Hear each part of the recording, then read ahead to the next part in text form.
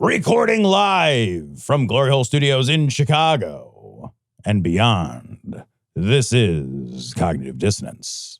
Every episode we blast anyone who gets in our way. We bring critical thinking, skepticism, and irreverence to any topic that makes the news, makes it big, or makes us mad. It's skeptical, it's political, and there is no welcome mat. Today is Thursday, August the 16th. And we sort of still have a republic. I just want the republic countdown to be... Interesting question was raised. What happens if we just don't ever go back? Like, what happens if the government just never comes back online? Oh, like if the shutdown is a shutdown? The shutdown is just like, they're just done with it. They're just like, no more stuff.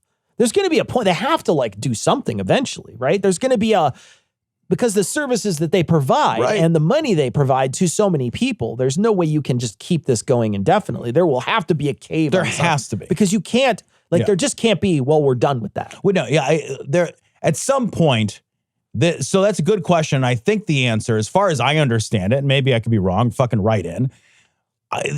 What is happening now is we are essentially operating on debt and credit. Yeah. So the government is still operating. It's like just pretty much every single person on the United States right now. Yeah. Because they're all operating on debt and credit to buy groceries. 1,000%, right? Yeah, 1,000%. Like, so we have not passed we've not passed funding legislation. So the only thing that's happening right now are what they consider essential services. And that's the only money that's sort of allowed to go out during this time period.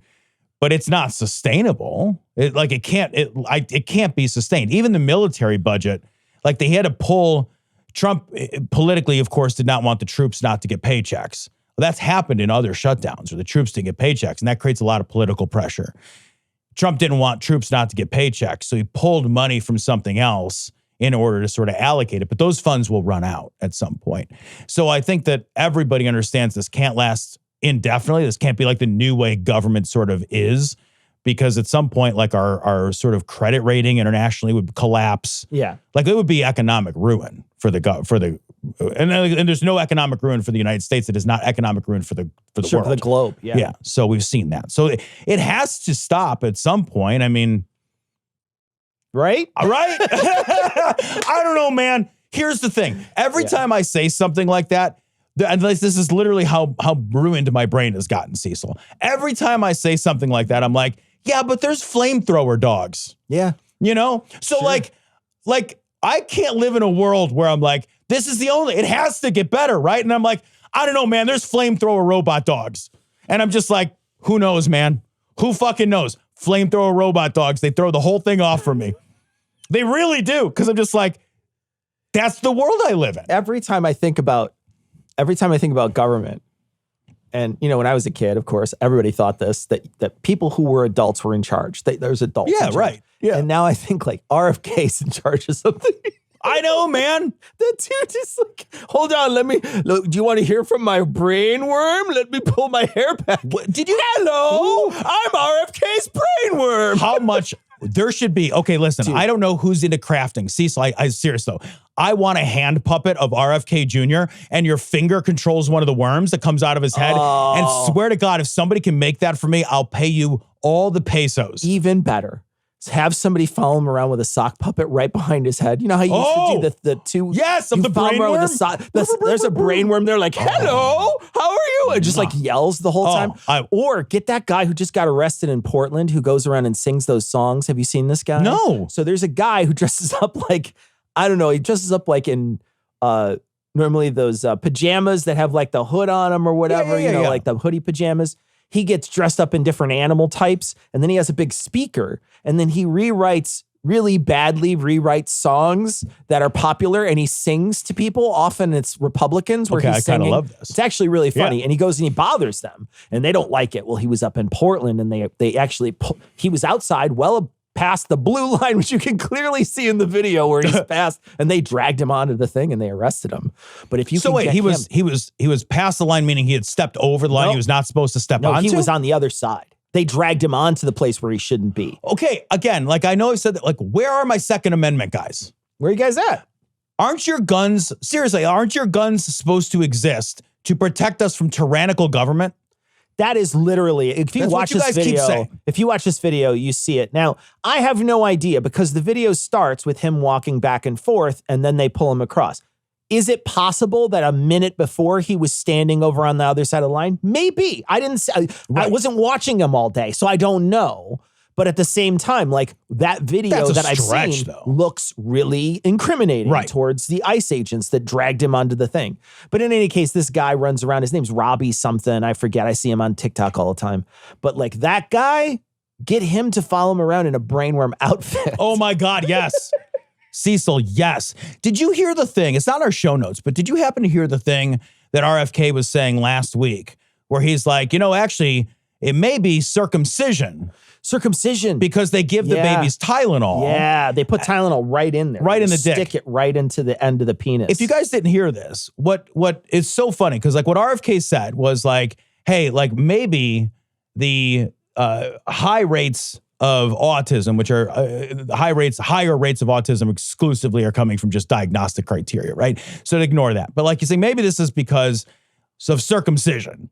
And like when they circumcise babies, they give them Tylenol. And I've already blamed, autism on Tylenol.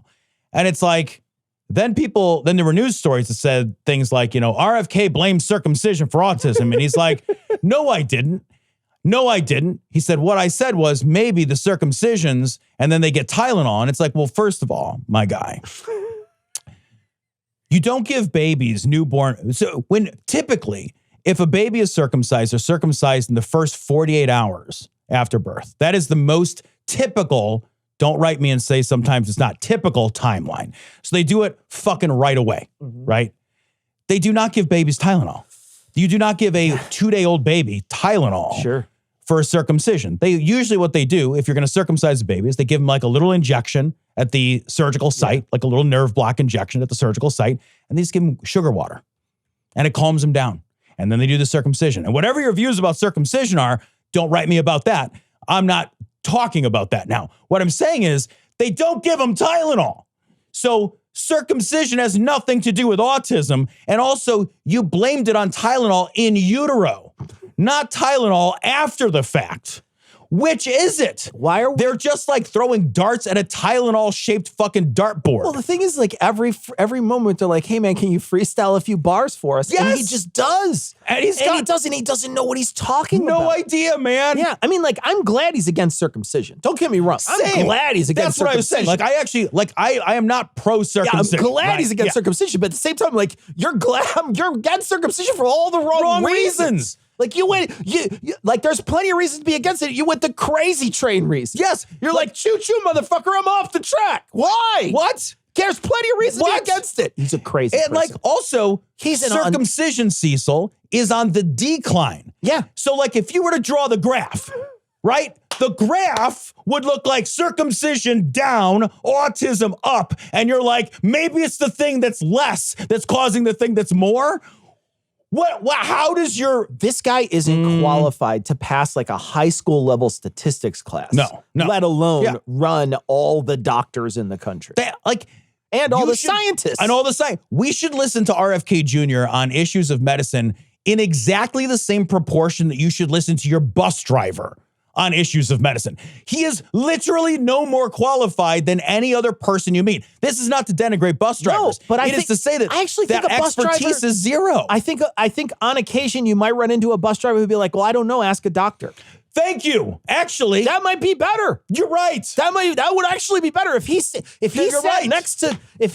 next to Trump and they said, well, what do you think's causing autism? He's like, I don't know, I'm not a scientist, but I'll certainly look into it. That's a great answer to that question. That's it. That's all you need to say. That's the answer. The end. What do the scientists say? Well, they don't say it's fucking 2 days after you were born, you didn't get Tylenol because that's not how this works, but maybe you did, and also circumcision, autism.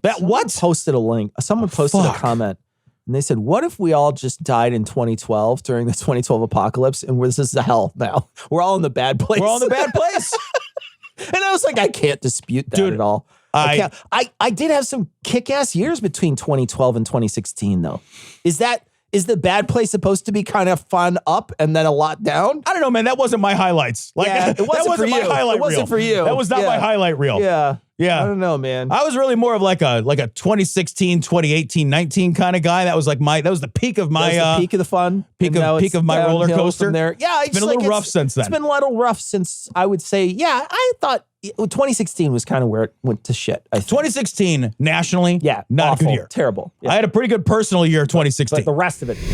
Hey man, just want to let you know that sometimes you gotta shut the fuck up. You gotta shut the fuck up. And this current time is just one of those times you gotta shut the fuck up. All right, this story is from Yahoo News. ABC host pulls plug on J.D. Vance interview mid-sentence. This is George Stephanopoulos. Did you see this, Tom? I didn't see it, but Okay. can we real quick just say, there is no more fun last name to say than Stephanopoulos. Stephanopoulos is a great name. It always reminds me of Snuffleupagus. Admittedly, it's a great name. And if it was Snuffleupagus, then you can't see him.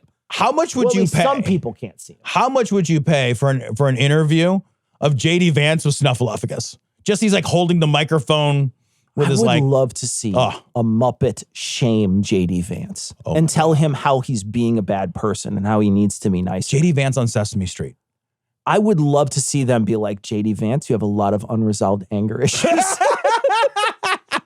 All right, so this is George Stephanopoulos. This is a minute long, but I want you guys to watch this. We're going to put it on the big screen here, I think. All right, here we go. Don't know what tape you're referring to, George. I saw media reports that Tom Homan accepted a bribe. There's no evidence of that. And here's, George, why fewer and fewer people watch your program and why you're losing credibility. Because you're talking for now 5 minutes with the Vice President of the United States about this story regarding Tom Homan, a story that I've read about, but I don't even know the video that you're talking about. Meanwhile, low-income women can't get food because the Democrats and Chuck Schumer have shut down the government. Right now, we're trying to figure out how to pay our troops because Chuck Schumer has shut down the government. You are focused on a bogus story. You're insinuating criminal wrongdoing against a guy who has done nothing wrong instead of focusing on the fact that our country is struggling because our government's shut down. Let's talk about the real issues, George. I think the American people would benefit much more from that than from you going down some weird left-wing rabbit hole where the facts clearly show that Tom Homan didn't engage in any criminal wrongdoing. It's not a weird left-wing rabbit hole. I didn't insinuate anything. I asked you whether Tom Homan accepted $50,000, as was heard on an audio tape recorded by the FBI in September 2024, and you did not answer the question. Thank you for your time this morning. No, Illinois George, Governor I J.D. said that I Pritzker's don't. Up next. We'll be right back. Fucking, they were like, yeah, now we're done. Yeah. I think one of the best things about this story is that there's somebody who's finally just like, I'm not going to listen to you. I'm going to correct you because what you said wasn't true. And I'm not going to listen to you try to change the subject. And I'm going to correct you. And then I'm not going to give you an opportunity to respond because I've given you that opportunity multiple times and you didn't take it. And what you're going to do is exactly what you just did, which is try to say that this is a witch hunt and it's a left-wing rabbit hole. I'm not going to give you that opportunity anymore. Not enough people are doing that. We're seeing that in a few things that we're going to cover today. It seems like there's some journalistic integrity that's poking through. The other thing I want to say too, and I think this is super important, we let these fuckers get away with, well, I didn't see that. Well, I don't know about that. Well, I don't know about this. I don't know about that. What is your fucking job, man? Yep. What would you say you fucking do here? If you fucking don't know about all this stuff, why are you there in that job? Right? These are important issues of the day. You should fucking know the important issues of the day as the vice fucking president of the United States. If you don't, you shouldn't have the fucking job, man. That shouldn't have been something you raised your fucking hand for and let fucking Peter Thiel spank you until you cried for. Dude, 1,000%. Pam Bondi did the same thing, right? Where Pam Bondi was like, yeah, I don't know about that. And it's like, you're the fucking attorney general. You should fucking know. What do you mean you don't know about that? All of a sudden, nobody knows that about this? That should be an indictment to how you fucking do your job. Like, if my boss calls me up and is like, Tom, I need to know a thing about something that is broadly within your area of responsibility, right? And I was just like, yeah, I don't know about that. He'd be like, well, fucking find out, dumbass. Like, it's your job to know stuff. Knowing is the thing you do. And I get like once in a while, it's a story that's just breaking and you just don't know about it. You didn't hear about it. But if something happened yesterday and then they'll talk to you'll talk to the president, right? They'll say something to the president about a story that broke 2 days ago. And they'll say, hey, what do you think about this? And be like, oh, I don't know about that. I guess we'll just have a Pam hand. And you're like, that's your fucking job, man. Yeah, man. Yep. Why did we ask? Why did everybody say he's good enough to do this? If you can't even fucking follow the news, man, these are important important moments. You got to be able to follow that shit. Also, and I think this is super important to point out,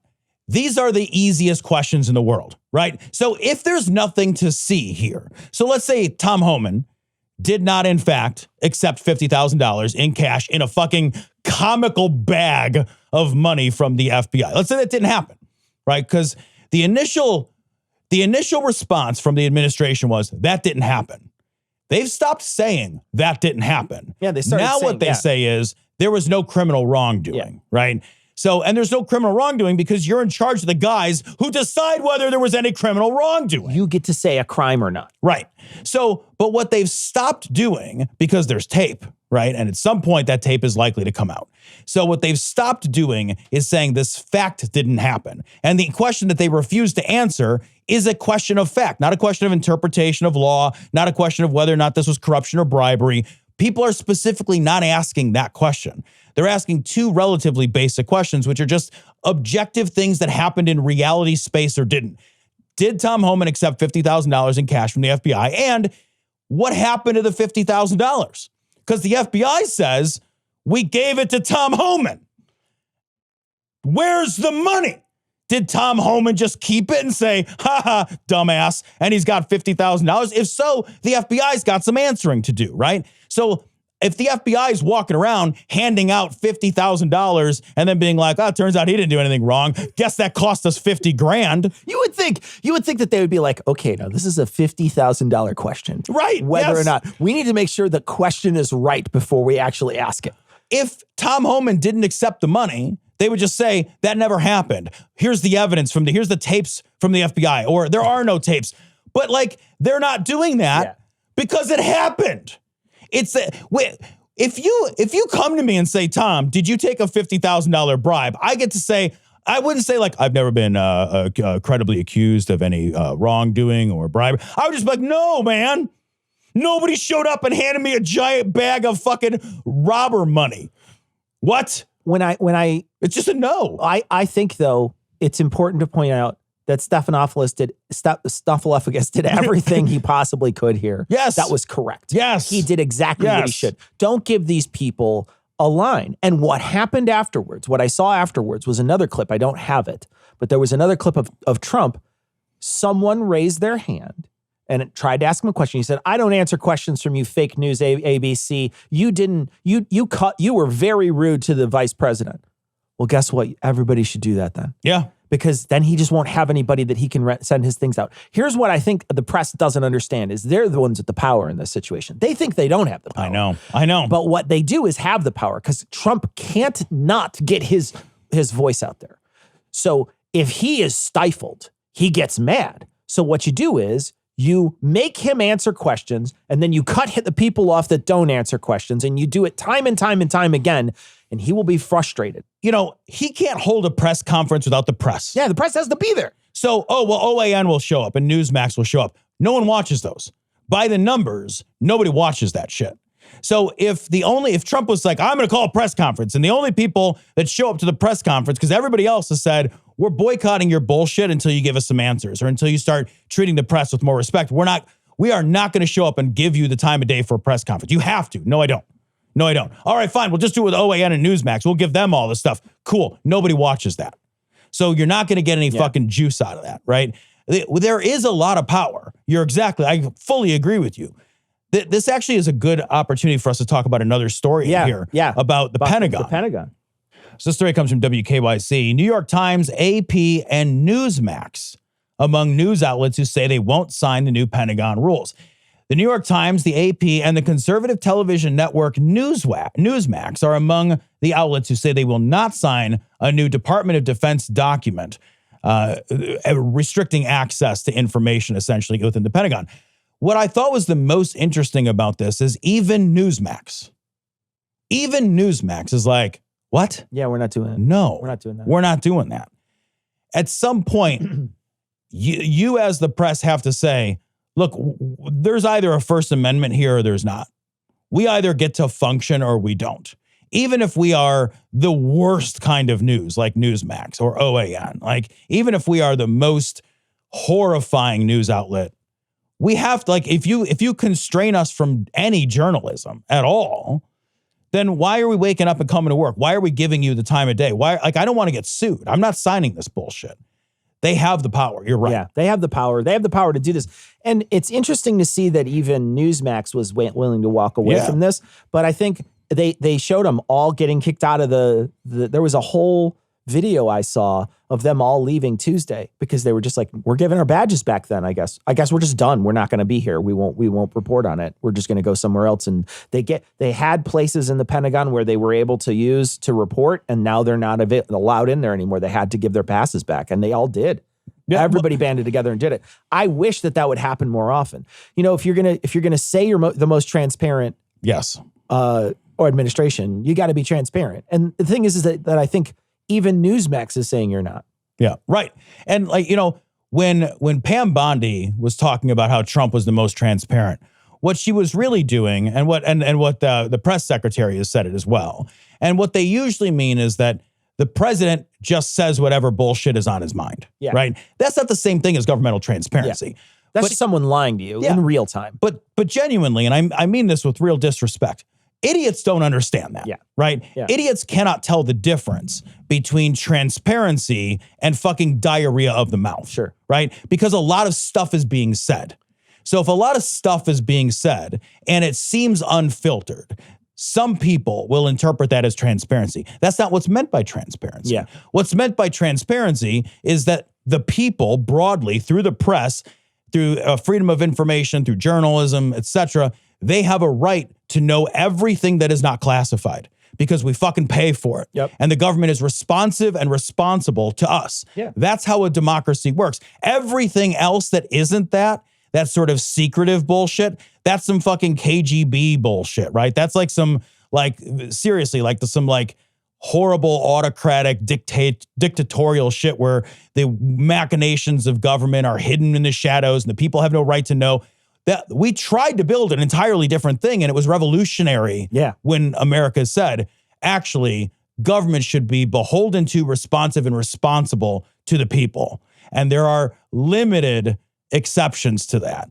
What's happening now is they're saying, hey, everything is an exception to that. We'll tell you what we want to tell you. Yeah. This is an erosion of one of the fundamental tenets of American democracy, something that made American democracy special. Hey, what's going on? Those bums won their court case, so they're marching today. What bums? The fucking Nazi party. Illinois Nazis. I hate Illinois Nazis. Holy shit. From Politico.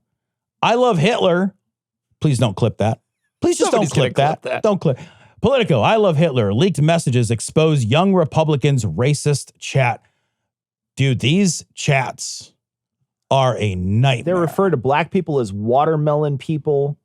They do the N-word, but they add it with an A or an AH at the end. There's a bunch of stuff talking about gas chambers. Bunch of stuff talking about raping women. Bunch of stuff talking about rape. It's just, I mean, like, and there's another story that sort of coincides with this. This is J.D. Vance. Here it is. J.D. Vance downplays, this is also from Political. J.D. Vance downplays the group chat messages. Kids do stupid things, especially young boys. These are adults. These are all adults. These are people mid-20s to mid-30s. Yep. Like, I might call that person a kid, but I don't mean they're an actual kid. That's an actual responsible fucking adult. Here's what 1,000%. And so here's what you've got to hold in your head at the same time if you're on the right.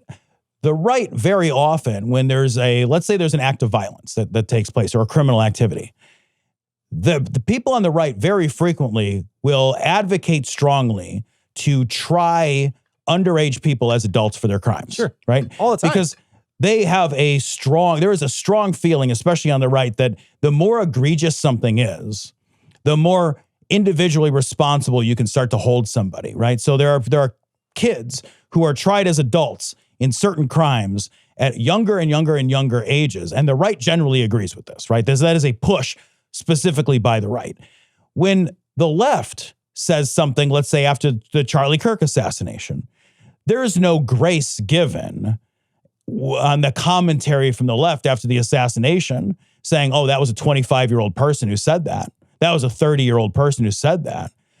what JD Vance is doing is intentionally lying to people and doing so saying, I know people don't read the headlines or don't read past the headlines rather. So people will read it's the young Republicans. I'll say these are kids and people won't look into this and see these were actually fucking adults. Yeah. So if you young only Republican read is under 60, guy, by the way. I know. Like, what is thank you. What is a young Republican? Yeah. A young Republican means like you're on your second hip. Yeah. Right? This is like the young Republican only has one knee replaced. Yeah, thank you. I want to mention on the other show I do, No Rogan Experience with Michael Marshall, we just covered JD Vance. So JD Vance went on Charlie Kirk's show. You and I talked about it. In fact, we talked about Charlie Kirk Charlie Kirk dying, being murdered, and then they the next Monday, right, JD Vance hosted his show. I think we might have even played a clip or talked about it the week after, where it was like, holy shit, this is a crazy thing that he said on that show. Well, I listened to the whole thing with Michael Marshall, and we just reviewed the whole thing. We talked about all the stuff they talk about. In that very specific show, JD Vance, at the very end, makes a plea to everybody and says, if you see people dishonoring Charlie's memory, get them fired. Yeah. Now, I'm not saying he said exactly those words, but he said pretty much that sentiment, right? He said other words, but they were very close to what I said. I am not paraphrasing that far out of frame, okay? Yeah. It is pretty much what he said. So in one instance, he's like, fuck those people. Fuck them forever. Ruin their lives. And in this case, he's like, come on, kids will be kids. What are you going to do? You know, these kids, sometimes they joke around about gas chambers. What are you going to do? Yeah. There's nothing you could do about it. I want to say it's important. People can change their mind on things, but it's also very important to recognize when someone is inconsistent because they just want to lie and just want to get their way. Those are very important distinctions to make. If this was 20 years ago, JD Vance said those people should, basically lose their jobs because of what they said, and 20 years later he changes his mind. Sure. 5 years later, a year later, he changes his mind. I'm willing to accept it. Yeah. If he changes his mind and now that's a consistent position. But this isn't a consistent position for them. What it is a flip-flop position for when the other side is on the ropes, hit them. When we're on the ropes, give us a second. Let's get a standing 8 count over here for us. Yeah. The other thing I think is really worth mentioning is this is exactly the kind of stuff that happens when somebody rapes a woman and they're like, hey, he had a good college career. We don't want to ruin his life. We don't want, why should, so they're going to be a doctor. Yeah, right. They're looking at the person who is the perpetrator of hate or violence and saying, well, let's not ruin their life for their hateful violence shit, because that hate and that violence is directed at people we don't care about and we care less about. That hate or that violence is directed at Jewish people, women, black people, people of color, indigenous people, marginalized peoples, immigrants. When the subject of violence and hate is not a white guy, it's okay. That's what they're saying. They're saying it out loud. Yeah. He's saying, don't ruin the lives of these people. And like, if you read through the selected texts that were in here, one of the texts is, if anyone ever sees these messages, we're fucked. Yeah, we're fucked. So it's not like they don't know. It's not like there's a lack of self-awareness, right? You could make an argument that a really young person lacks the kind of self-awareness to know that what they're doing is reprehensible. And if a young person has not reached an age of moral maturity where they don't understand like that what they're doing really has moral repercussions in the world, that's the reason you hold them less morally and legally accountable. That's one of the reasons, at least. This is not the case here. These are people who are explicitly saying, one, we know we shouldn't be saying this. Let's all hope we don't get caught saying this. And then JD Vance is basically coming out and saying, it's okay, they're white guys. That's what's happening here. There's nothing else happening. You're going to see a ton of people make the same comment, which is going to be, well, this is a private chat and they should be able to say whatever. There was a lot of people in this chat. This wasn't like necessarily a private chat. This wasn't like between you and me and one other person. Right. There's a lot of people involved in this. So they're going to be hand waving this away for the next several weeks. But there's another story that plays into this too. But real quick, can I piggyback on that a little bit? Go ahead. I want to piggyback on this. Cecil, if the private chats of you and I, we've been friends for almost 30 years. So we'll be friends 30 years, by the way, in 2026. I thought about this. Yeah. If all of the private chats of that 30 years were tomorrow made public, nothing in there would nothing in there would be embarrassing. Nothing in there would ruin my job. Nothing in there would ruin my career. Yeah, I don't think so. Like there's a guy, one of the people that was involved was saying, oh my God, they're just trying to, yeah, I shouldn't have said this stuff, but like this was private and it shouldn't be used to smear me because it was supposed to be private. Look, if you're privately in the Ku Klux Klan, I wore a hood. I didn't want anyone to see it. That's why I wore the hood. Someone wrote somewhere, and I forget where I saw it, but they're like, if that's what they write in private, that's what they think in public. That's what I'm saying, right? So like, I don't think there's anything there. It would be different. So like if I disclose to you something deeply personal about my intimate life or my private thoughts, would it be embarrassing for the world to know that about me? Because you're my best friend, so I might tell you something I wouldn't tell the world. Sure. But what I mean by I wouldn't care, like nothing in there would reveal a defect of character. I feel like too, when I think about this sort of thing, I'm like, one of the things that I recognize when I see them using this sort of Nazi paraphernalia, Nazi language, and there's things that they're saying that's been directly linked to Nazis and stuff. They're saying it to rev each other up, but at the same time, like, understand that other people in the world think that that's something that you believe in. So if you're playing into it, while you're playing into it, you've got to also realize, so either you don't care about that sort of thing in your perception of how other people perceive you, or you might actually believe this stuff. I don't know that as a reader. Right. How do I know that they don't really believe that? Are they joking for real? I don't know. Here's my take on that, right? And I want to acknowledge, you're right that I don't know with capital K, right? Yeah. I don't capital K know. Yeah. But I will say that nobody in my life makes jokes like that and ever has. That is a good person. I've never known a good person who makes a joke about maybe this person should be raped, right? Or maybe these people should be thrown into gas chambers, right? Yeah. Like, I'm not saying we've not made off-color jokes in our lives. We've made a million off-color jokes. I edit off-color jokes out of our show all the time. Yeah. Right? But like, there's a big difference in terms of like, there's an advocacy for violence here. There is a saying, these people are less than people. Yeah. That doesn't exist unless you think that. I'm not going to argue with you on that. Yeah. You're absolutely right. And then there's another story too that I want to rope in here. This is a story that came out yesterday. Republican congressman calls flag with swastika displayed in his office vile and says it's under investigation. There's an image. Let's see. Politico first reported it, so let's see the image. This was on a Zoom call. Cecil. I'm going to put this on the main page. Holy fuck, so now, bro. Here's what I want to say. Like, this was on a Zoom call. There's a person's face was right next to it. This was plastered on a Zoom call. If you're not watching this, it's an American flag, and on the American flag, there is a swastika right in the center of it. Now, here's what I will say. If it's an open cubicle area, it's possible that someone else put that up there as a, like a prank. Or a prank, or to, genuinely fuck with somebody and be like, fuck you, you're a Nazi. That's a possibility. I'm not saying that that's not a possibility, but you got a lot of splaining to do. You definitely got a lot of splaining to do, man. Because when I see that, and then it breaks the same day as there's a bunch of Nazis. Yeah. Here's the thing. Like, I just have to call back to, what did the right in a unified voice come out and say after the Charlie Kirk assassination? They all in a unified voice said, this kind of thing happens because of a radicalized language and rhetoric of violence that comes from the left. They all said it. Yeah. They all said it. Now, here on the right, you have a literal swastika. You have text messages from the young Republicans talking about murder and gas chambers and rape and violence, and it's excused entirely. They're lying. They're lying about all of it.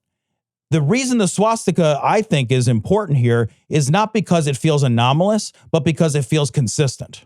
That's why I'm worried too. Right. I'm willing to hear how it could possibly have been a prank of somebody's or whatever. One, it's not a prank if it's on your side, right? If somebody on your side did it as a joke, right, that's not funny. Yeah, no. Right. If it's somebody else who's doing it as like a way, like if it was a Democrat that snuck into I don't know how these are sequestered. Sure, so I have no idea if a Democrat some sabotage would have access to their thing. I don't know how, I couldn't tell you what it looks like inside of all their cubicles. Right. I don't know.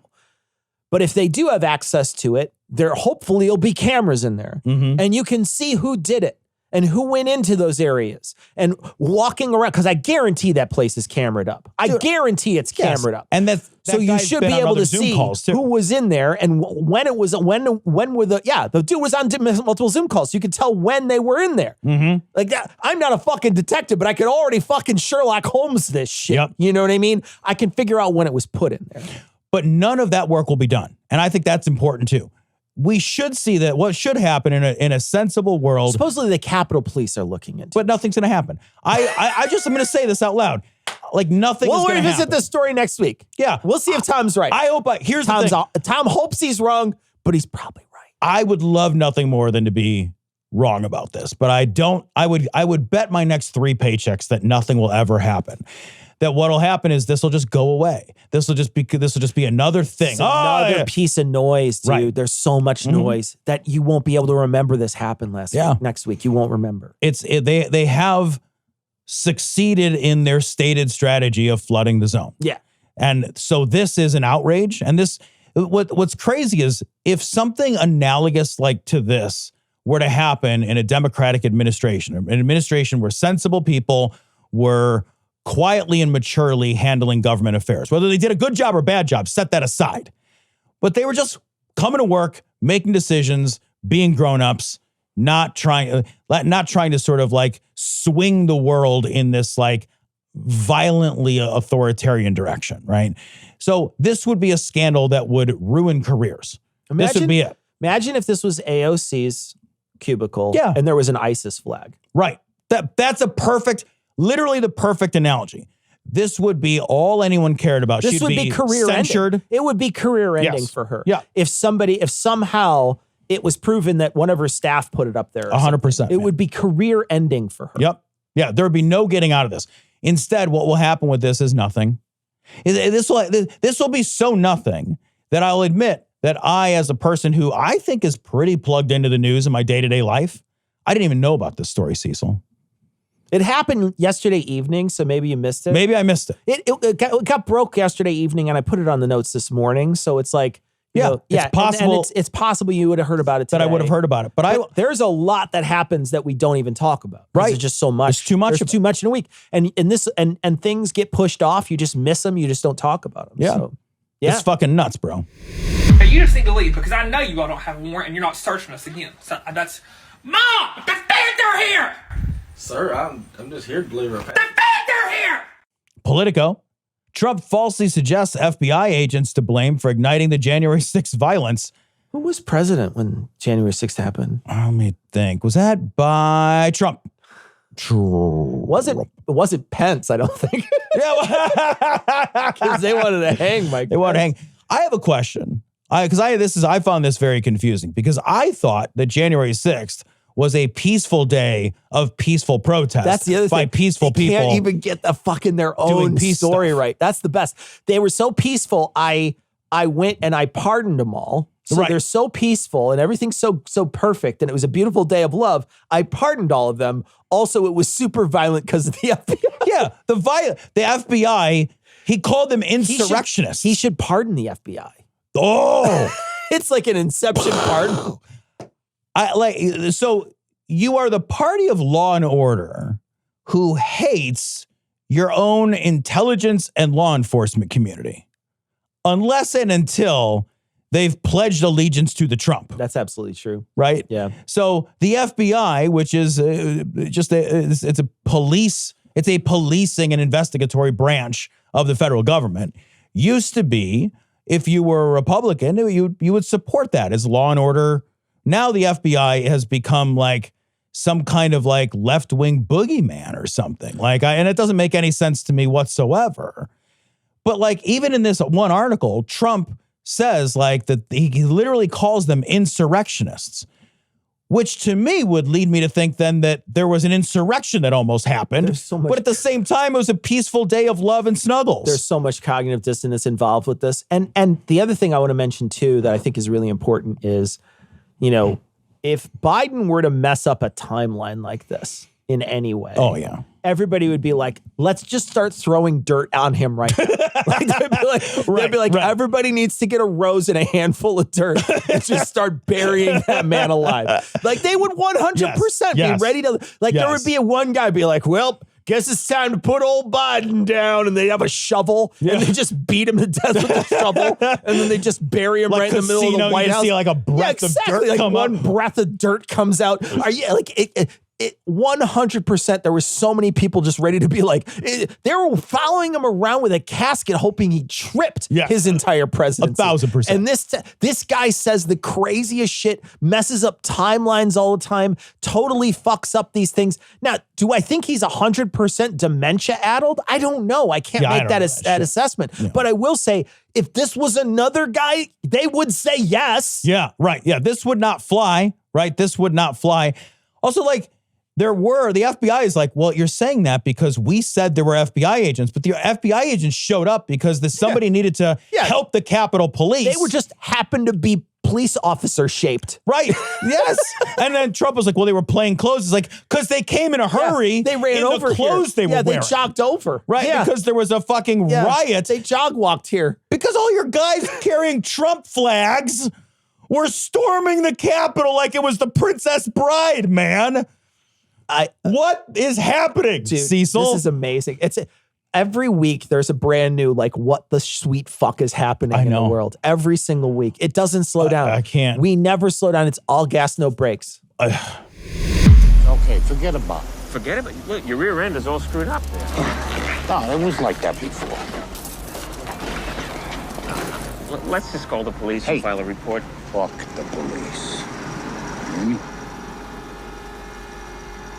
Okay. I love it. MSN. J.B. Pritzker looking at prosecuting ICE agents in Chicago. Yeah, he's talking about, one of the things he said was, look, the pendulum's going to swing the other way. Yep. And when it does, understand that we know we're going to follow you. And that's what I was talking about last week when I were talking about this. I'm like, I just want somebody to keep records. I want somebody to know that badge number 1654 or whatever is Joe Blow. Mm-hmm. And that Joe Blow has to answer for shooting pepper balls in the face of this guy. Yeah. And that Joe Blow has to answer for pit maneuvering a pregnant lady because he thought she was Mexican enough to arrest. Right. I want to know about that stuff after it's all over. And I want these long bits of crime. And what I want is to make sure that everybody's just like, we're going to turn off the spigot of qualified immunity. And you're going to have to fucking handle all this stuff. Now you're going to eat shit. Yep. It's not going to be the union or whatever it is or the government. Because now the thing is like after this is all over and a bunch of people are getting sued, that's you and me paying that fucking thing. Yeah. It's like a bunch of people had a heartbreaking 3 years or whatever. And then you and I got to pay for it, right? We got to pay for it because ICE fucking ran around with their cowboy spears and their big old hat and their horses and they fucking ran a bunch of people down. So we got to pay for that. What I want is for us to be like, we're turning the spigot off. Yeah. You got to fucking pay for it. Qualified immunity is the key, right? Qualified immunity is the thing right now that basically says if you're a cop or cop adjacent, right, that like whatever happens, somebody else is on the hook for it for the most part. Yeah. It has to get fucking extreme in order for you to have any personal, criminal, or civil liability, right? But like Pritzker's like, hey, man, we'll look out for you. And Pritzker is running for, I mean, it's rumored that Pritzker is a contender for president in 2028. And if I was an ICE agent, I might feel pretty fucking invincible right now, but like your invincibility has a fucking clock on it. Yeah. And maybe, like you said, maybe you shouldn't shoot a priest in the face with a fucking pepper ball because he's standing there talking in America.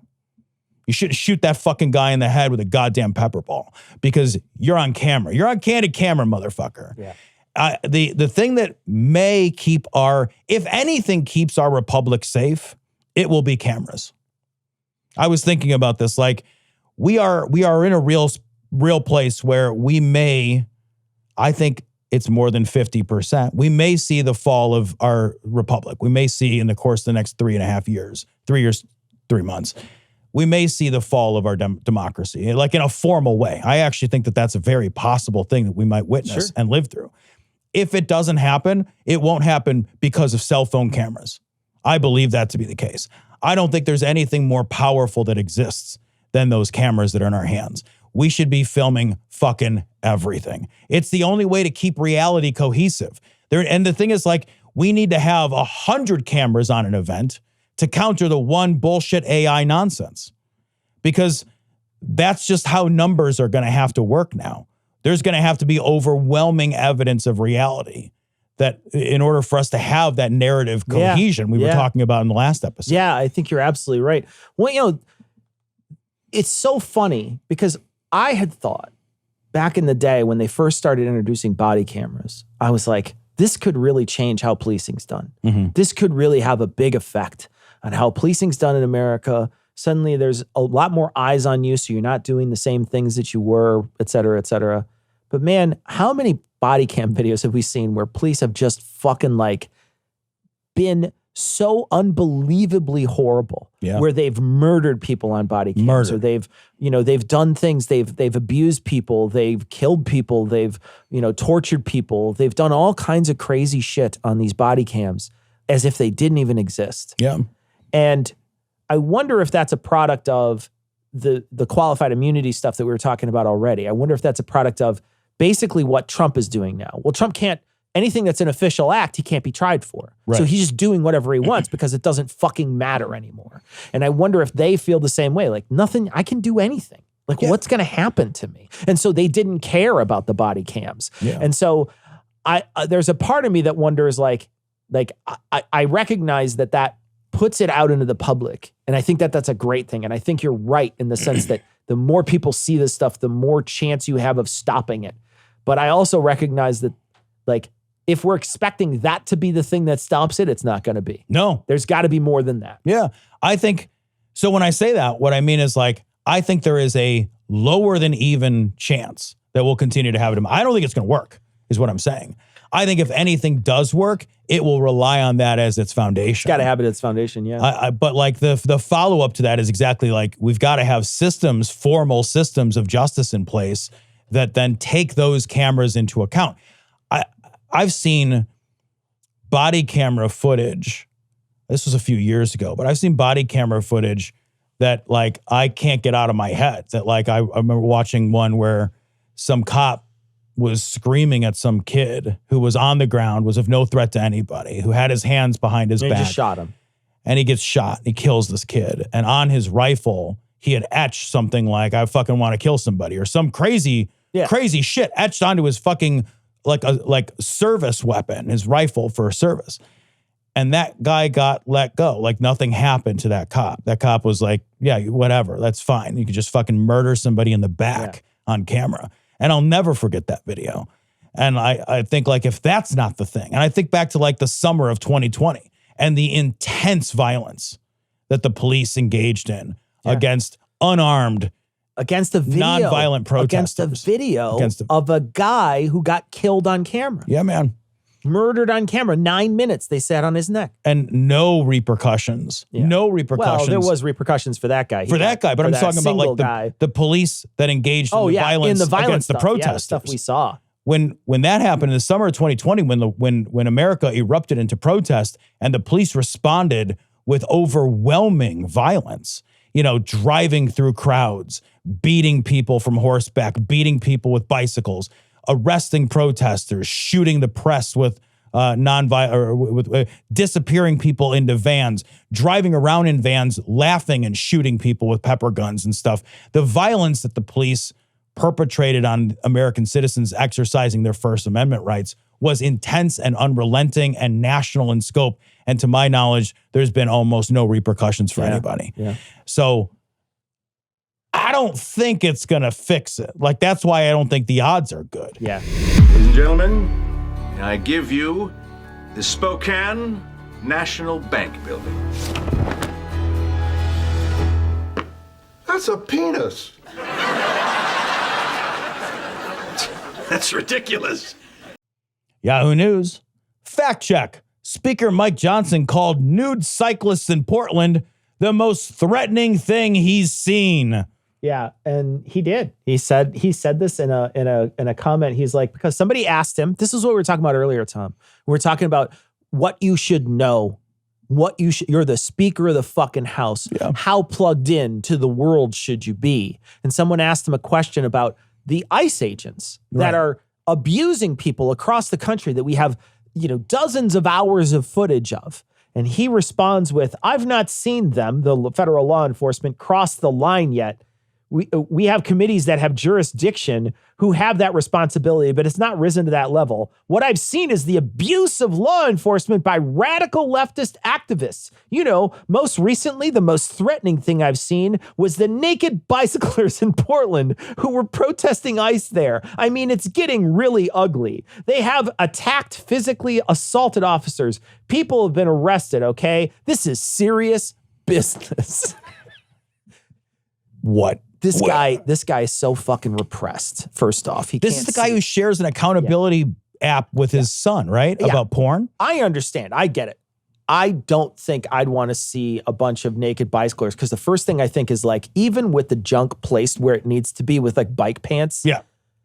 Not a pretty look. It's still not good. Like sometimes you still got to, and like being on a bike for a long time, like is it hanging off to the side? Where are the boys on either side of that seat? Are they on one side of the seat? There's that bumps you hit and then they bounce. It feels like a lot. I'm like, yeah, I agree with you. Naked bicyclists, that seems like a very difficult thing to pull off as a dude. The whole time I'm thinking, sprocket. I know it's not that long, but I'm still thinking it, And so I understand, but at the same time, like, dude, you're so repressed and weird. And also, it's your fucking job to know this, man. You should know, or at least be able to say something that's fucking coherent about what's happening instead of, I don't know what's going on right now. I haven't seen it. Yeah. Well, if you're so worried, if the thing that threatens you the most is a protest of people literally in their most vulnerable state. Yeah.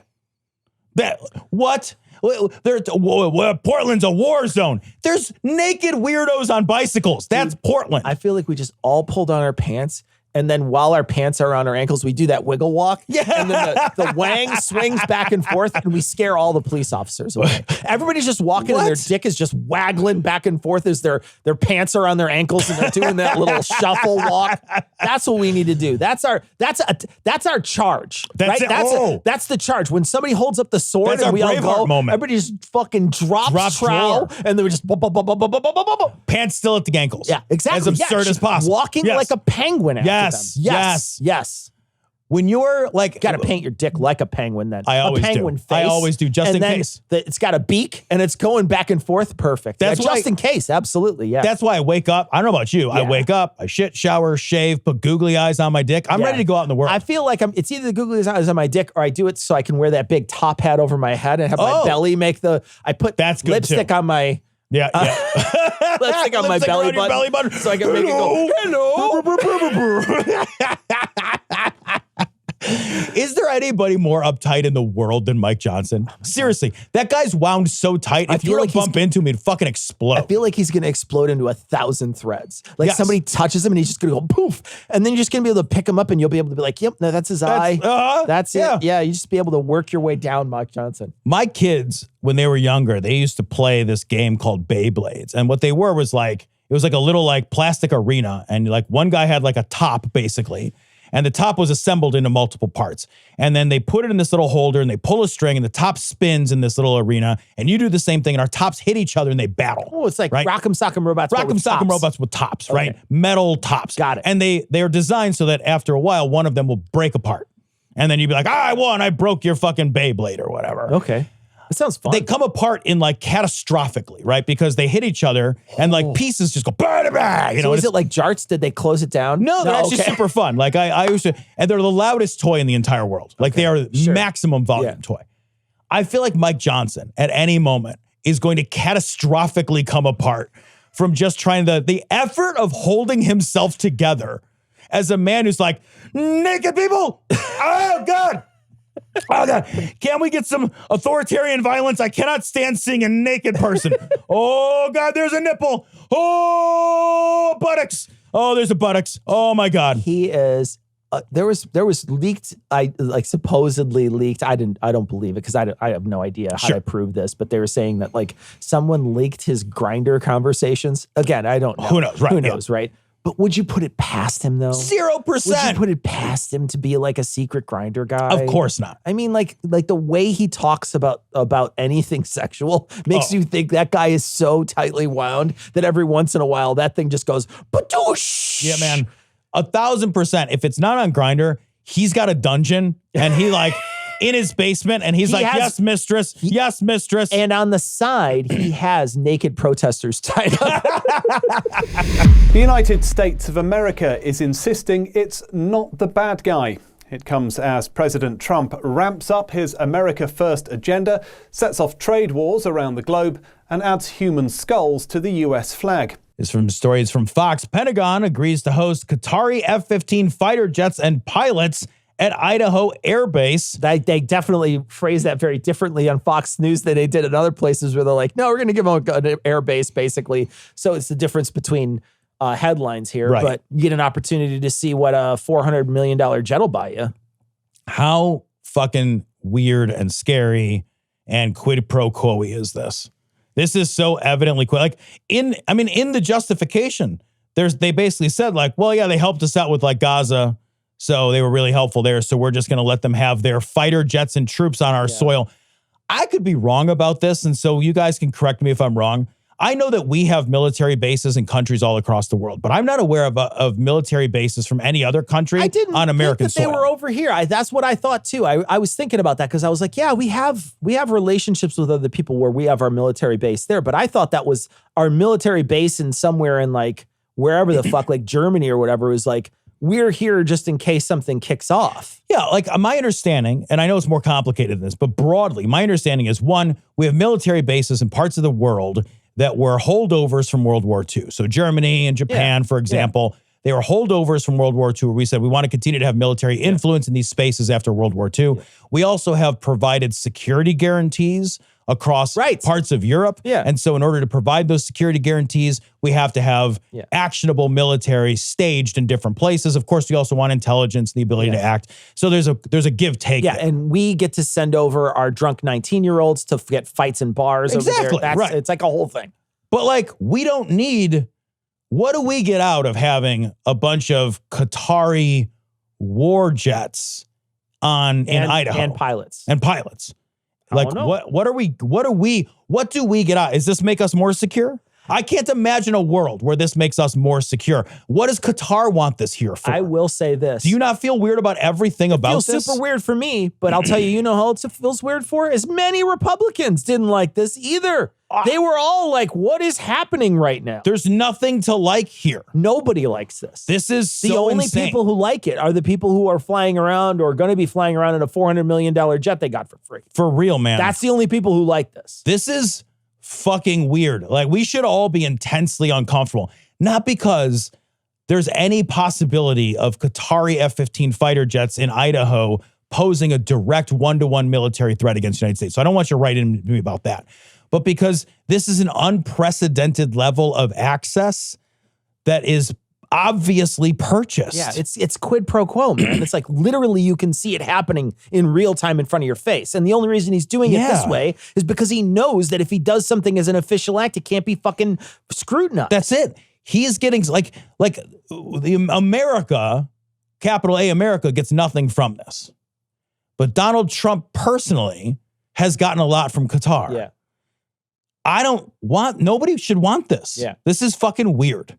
I do hope that the Gaza deal stays in place. Same, yeah. I don't know if it will. It's sounding bad already. Yeah. It doesn't sound like it's going all well already. But I hope that there's something that stays in place so that people don't die every day. Yeah, that would be great if they could get aid, actually eat a food, not get starved to death, not get murdered, not have a fucking 60,000 pound bomb drop on their fucking, there's nothing left there. There's nothing. I mean, they fucking leveled it. So I hope that they have an opportunity to rebuild and not be fucking molested and destroyed. That would be amazing. I have no idea if that's going to stay in place. Same. Joe, my conspiratorial hot take, that is bullshit.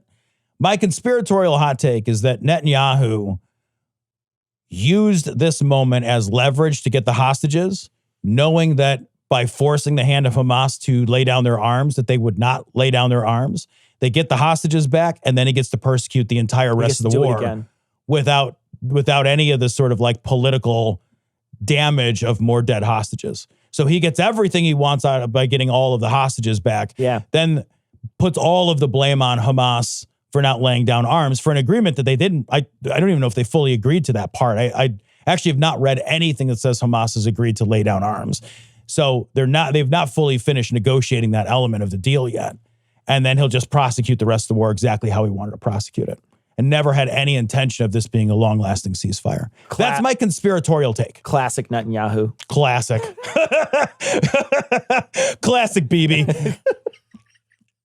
I don't know that that's true, guys. That's some shit Tom just made up. The thing is, like, I just am saying stupid shit right now. When I hear that, I think none of that sounds so out of the realm of possibility that I'm like, let's institutionalize Tom for saying it. Right. Yeah. It seems like it's perfectly well within the range of what this person has done in the past. Right. That's why, like I understand that I'm just like, yeah, that's just a fucking hottest of takes. You can't tell you don't know what he's thinking, but at the same time, you're like, man, I will say past experience is coloring my future perception. Right.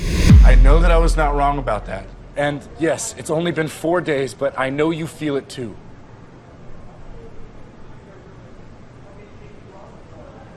I need you to leave. Do not write me. Do not call me. Do not email me. This story is from CNN. Multiple airports refuse to play Kristi Noem video that blames Democrats for government shutdown. Dude, they're doing this stuff constantly. They put that on the websites. They got sued for that. They're trying to play at all these... But out of office replies on people's emails? Yeah, and then now they're trying to play this like video of Kristi Noem saying it's the Democrats who closed the government down. And you're like, dude, the Democrats didn't close the government down. The Republicans can't open it. Yep. Like they can't keep it open. They can't.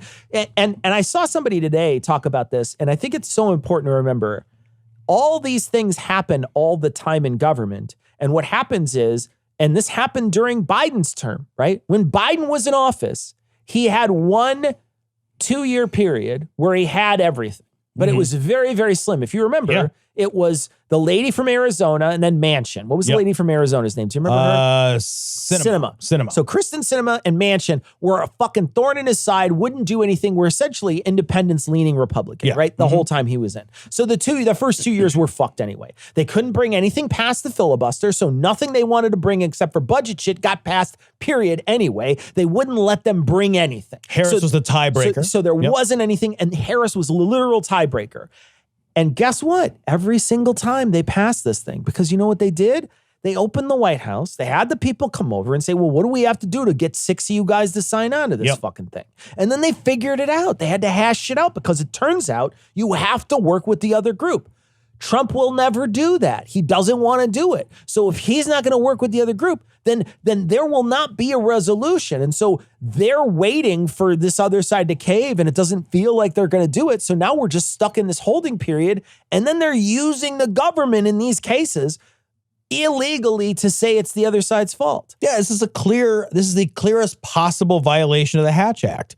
The Hatch Act, and I'm not a fucking legal talking guy, right? Yeah. So like, take this and like cross-reference it with somebody who's got a JD, right? This is just Tom saying stuff. But everything I have read super strongly suggests that there's no world where this is legal, right? That the Hatch Act basically says that federal employees need to keep the fuck out of politics. They cannot espouse or use their federal office to espouse a strictly political message. That's not your job if you're working for the EPA or fucking, the Department of the Interior, et cetera. Yeah. Like, you just can't do that stuff.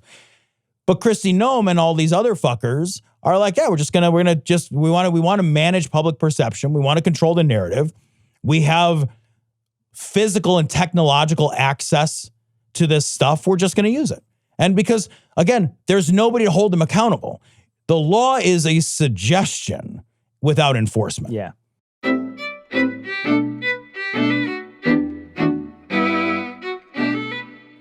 All right, that's going to wrap it up for this week. We'll have a patron show for you on Thursday. We're going to leave you like we always do with the Skeptic's Creed.